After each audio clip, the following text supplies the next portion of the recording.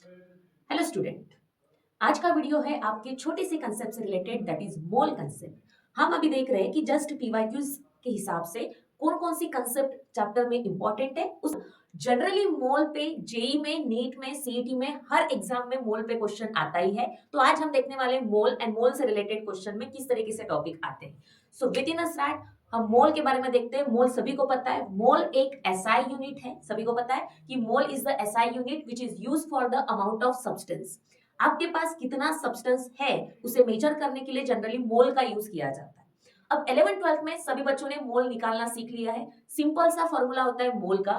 Mole is nothing but the given mass upon molar मास। मतलब आपके पास question में या फिर जो भी गिवन मास दिया है ग्राम में, उसे डिवाइड करो उसी के मोलर मास से, तो उसका निकलता है मोल। दैट मीन्स जो ग्राम दिया है given mass divided by there molar mass. और मोलर मास सभी को पता है मे बी दैट जो भी कंपाउंड्स है, जो भी मॉलिक्यूल्स है या जो भी एलिमेंट है, उसके मासेस का addition, that is the molar mass. तो अगर आप given mass upon molar mass simple सा फॉर्मूला लगाओगे तो आपको मोल निकालना सबको पता है। मोल निकालने के लिए क्वेश्चन आपको जरूर बिल्कुल भी नहीं आएगा।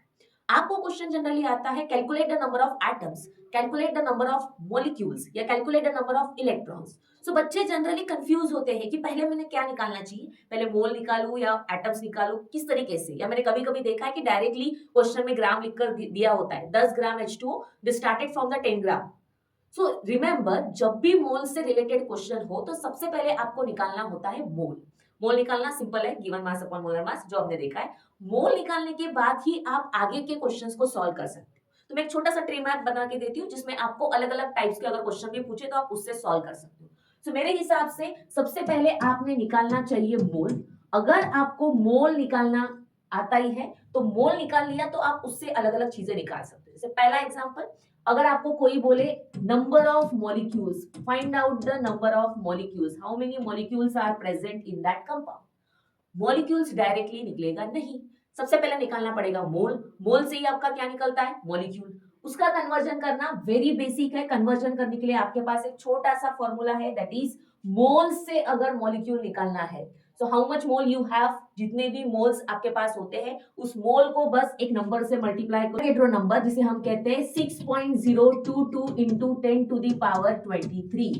Yes, everyone know this number which is called as the Avogadro number, जिसे हम एवोगैड्रो नंबर कहते हैं।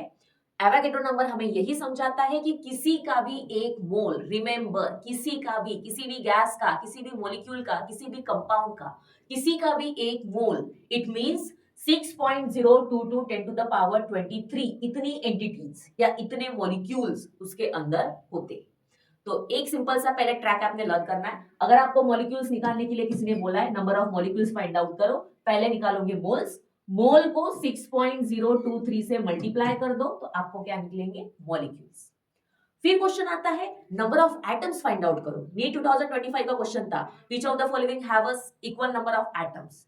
एटम डायरेक्टली नहीं निकलता, रिमेंबर। मैंने देखा है मोल से डायरेक्ट एटम निकाले जाते हैं, नो वे। मोल से पहले निकलेगा मॉलिक्यूल्स, ये दिमाग में फिट करो। मोल से पहले निकलेगा मॉलिक्यूल्स एंड मॉलिक्यूल्स से निकलते हैं एटम्स। मॉलिक्यूल से निकलेगा atom, not directly. Take a basic example, आपके पास है H2O। एक H2O में कितने एटम्स है, एक H2O में 2 हाइड्रोजन है, एक ऑक्सीजन है, मतलब टोटल कितने एटम हुए, 3 एटम। करेक्ट, एक H2O। अब आपके पास समझो 10 ग्राम दिया है या 10 मोल दिए, पहले आप उस मोल से मॉलिक्यूल निकालो। एक मॉलिक्यूल में 3 एटम्स है, तो जितने भी आपके मॉलिक्यूल्स निकलेंगे उसी को तो मल्टीप्लाई होगा ना, डायरेक्ट मोल को मल्टीप्लाई तो नहीं हो सकता। सो पहले मॉलिक्यूल्स निकालो एवोगैड्रो नंबर से मल्टीप्लाई करके, देन उस मॉलिक्यूल्स को मल्टीप्लाई करो how many atoms present in a one molecule. Correct, उस मॉलिक्यूल को मल्टीप्लाई करो, जितने भी आपके एक मॉलिक्यूल्स में एटम थे उतने से मल्टीप्लाई करोगे तो एटम निकलेंगे। जैसे मैंने कहा एक H2O में 3 एटम थे, तुम्हारे पास 10 H2O के मॉलिक्यूल्स होते तो 10 into 3 करते, तुम्हारे पास 6.02 10 to the power 23 इतने मॉलिक्यूल्स होते H2O के, उसको मल्टीप्लाई बाय 3 करते तो नंबर ऑफ क्या निकल जाते, एटम्स। इसका मतलब पहले आपने निकाला मोल, मोल से निकाले मॉलिक्यूल, मॉलिक्यूल से निकला एटम। ये दिमाग में फिट होना चाहिए, टाइम पे कंफ्यूजन नहीं होना चाहिए कि एटम पहले निकलेगा, मॉलिक्यूल निकलेगा, क्या निकलेगा। करेक्ट। दूसरी चीज, आपको जनरली निकलने आता है लीटर, वॉल्यूम, कि आपको 10 ग्राम दिया है मींस हाउ मेनी लीटर। या कितना ml दिया है, उसका एक बेसिक सा कन्वर्जन है। सबसे पहले उसके लिए भी आपको निकालना वही है मोल। अगर आपको मोल पता है तो आप उसका कन्वर्जन कर सकते हैं। रिमेंबर बच्चा, अगर मोल है किसी का भी एक मोल, किसी का भी एक मोल यानी होता है 22.7 लीटर ऑफ दैट मॉलिक्यूल्स या कंपाउंड जो भी है। किसी का भी एक मोल यानी होगा 22.7 litre.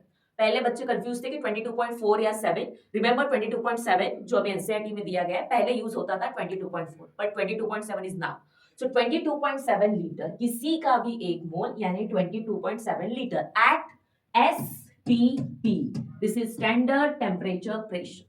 Standard temperature pressure condition applied है, उसी में आप ये कंसेप्ट लगा सकते हो कि एक मोल इज इक्वल्स टू 22.7। मतलब अगर आपको लीटर वाले कंसेप्ट में, एमएल वाले कंसेप्ट में अगर जाना है तो इस वे में जाओ, पहले निकालो मोल, मोल से निकलेगा लीटर। एक मोल यानी 22.7, जैसे भी आपको क्वेश्चन में दिया होगा 0.5 मोल या फिर 1.5 मोल या जो भी मोल्स दिए, अकॉर्डिंग टू दैट मल्टीप्लाई करके आप क्या निकाल सकते हो, उसके लीटर।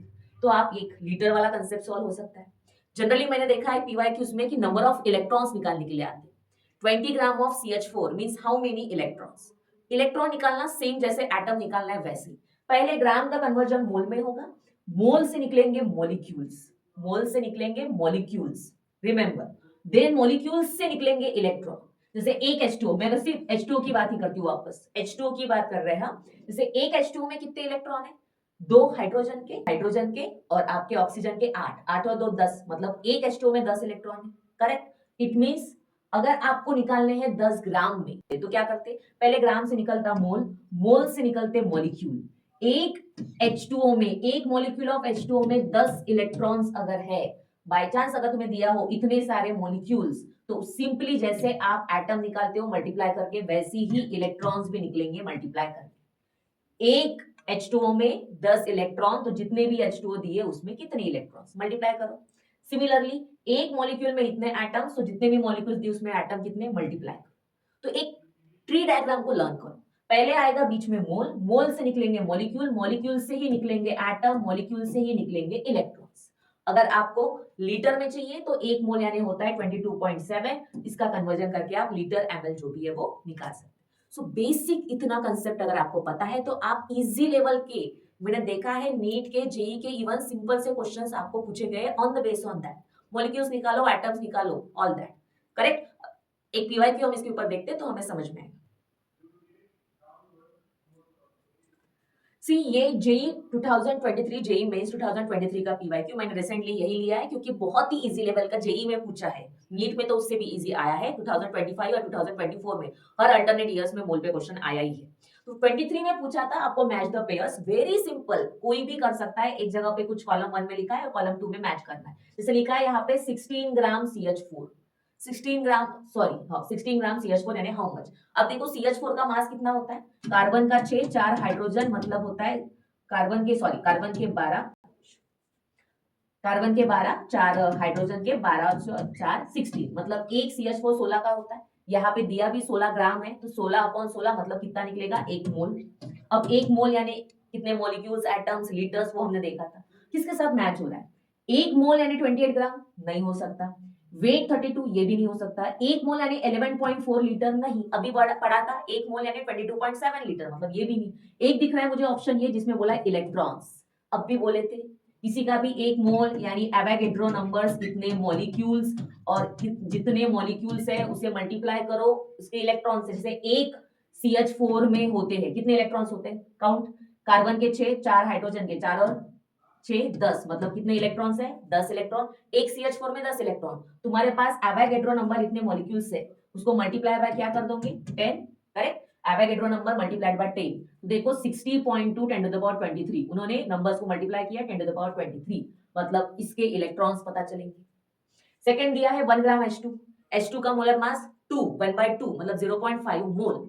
अब 0.5 मोल के साथ क्या मैच हो रहा है, मेरे को दिख रहा है 11.4 लीटर। 1 मोल यानी 22.7, उसका आधा करो 11.1, मतलब ये किसके साथ मैच होगा, 1 मोल N2, किसी का भी 1 मोल यानी उसका मोलर मास। N2 का मास कितना होता है, नाइट्रोजन 14, N2 इज 28, 28 कहीं दिख रहा है, बिल्कुल दिख रहा है, मतलब 1 मोल यानी 28 ग्राम। 0.5 मोल SO2, SO2 का मास होता है 64, count that, S plus two oxygen 64 होता है, उसका 0.5 मतलब आधा, आधा कितना होगा 32। तो ये ऑप्शन कहाँ मैच हो रहा है, ए का फोर्थ, ए का सॉरी सेकंड, बी का फोर्थ, ए का सेकंड, बी का फोर्थ, सी का फर्स्ट, मतलब option number 4, option number 4 match. Correct, इतना easy, that much easy. Correct, तो सिर्फ एटम्स, मॉलिक्यूल्स, इलेक्ट्रॉन्स, लीटर, इतना सिंपल कन्वर्जन अगर आपके पास वो मैप दिमाग में फिट है तो आप कोई भी कन्वर्जन हो आप विद इन अ सेकेंड निकालोगे। ये इसलिए मैंने बताया क्योंकि टाइम टाइम आपको पता होना चाहिए कि कितना हमारे लिए इंपॉर्टेंट है। सो अगर आपके पास दिमाग में वो मैप फिक्स है तो फटाफट कन्वर्जन होगा, टाइम बचेगा। वैसे कंसेप्ट आपको अगर ऑलरेडी पता है, बट कन्वर्जन किस तरीके से करना उसके लिए वो मैप ध्यान में रखो, आप मोल के क्वेश्चन 100% कर सकते हैं।